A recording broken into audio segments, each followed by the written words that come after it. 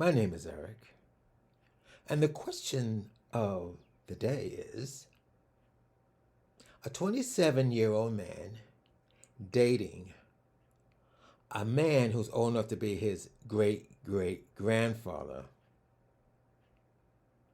Does that make the great great grandfather a pedophile? Welcome to the craziness that lives inside my head.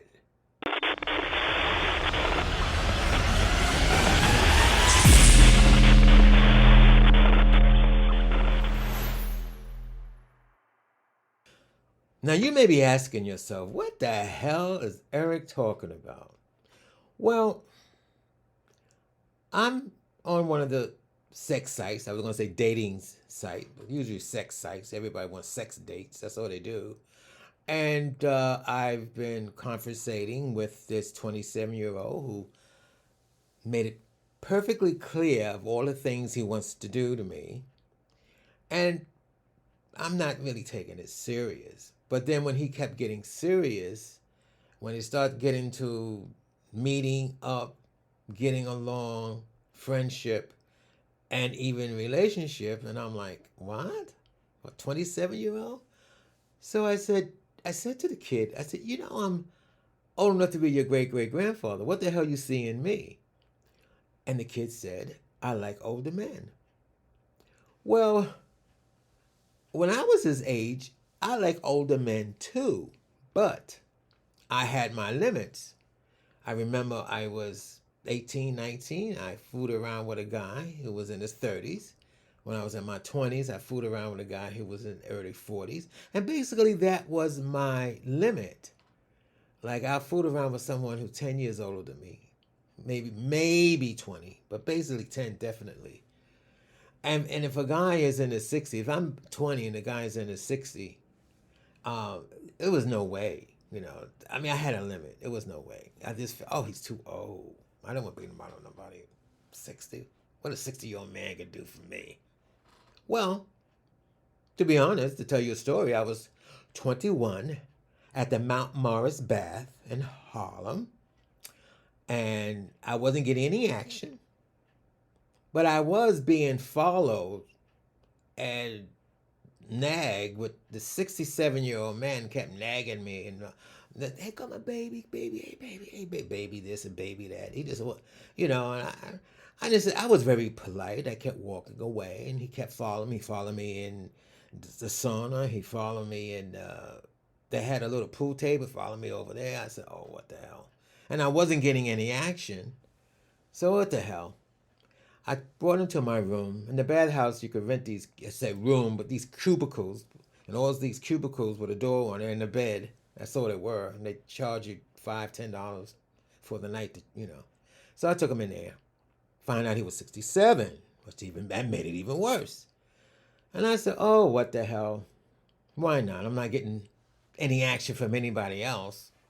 So this 67-year-old man rocked my world. I mean, I couldn't believe it. I was making so much noise in there. They were knocking on my door saying, they thought the guy was killing me in there. Is he all right? Is he all right? I mean, I was just shocked. And after that experience, I had no limits. So I was 2021 and he was 67. So I had no limits after that experience. So you can't judge a book by its cover. So now this 27-year-old kid is on my tail. Literally. And I just I guess I'm feeling like, well, I'm too old. That's how I feel. I'm like, I'm too old. And then there's a little apprehension. Can I handle a 27-year-old kid? What would a 27-year-old kid, what fun would he get, having sex with me? But then again, I have to admit, when I was his age, I did not find guys my age and younger interesting. Now I do because I'm 72, but it's interesting. I'm 72, and now I find 50s and guys in their 40s very attracted to me. Anybody in their 30s and 20s is a little bit too young, as far as I'm concerned. I mean, sometimes I feel if I fool around with someone 20 years my junior, I must be a pedophile. You know, I mean, let's face it. I mean, they weren't even born when I was in my 20s. You understand what I'm getting at? So anyway, I was told by a friend who said to me, "Don't be stupid. You're two grown men." He's not a kid. He's a grown man. 27 years old. He knows exactly what he's doing. He can think for himself, and he's legal. I remember there was a term back then when you mess with a kid. They always say, "Is he legal?" The older man. I remember. I had one guy. His name was CJ. I met him in '73. He asked me that question. I was in a bar. See, I was always big for my age, and I could go to bars. You had to be 21 to go into a bar back then. And I was 16 years old. I looked 21. In fact, a lot of guys my age looked in their 20s. So we used to hang out at the bars. The bartenders didn't know. Even if they did, back then they didn't really, they didn't ask for ID. Now, if you go to a fancy bar, they're going to ask you for ID. And so I met this guy. He asked me that question. He didn't believe it, by the way. And I literally had to show him my driver's license. He really didn't believe me. Of course, I showed him my driver's license. I was 21. That was it. Next thing I know, he rented a hotel and he rocked my world. But anyway, so it's not a dilemma. I'm putting too much, making it harder than what it really is. I mean, someone said, if you like it, go ahead. I mean, it's nothing. But I always have this thing.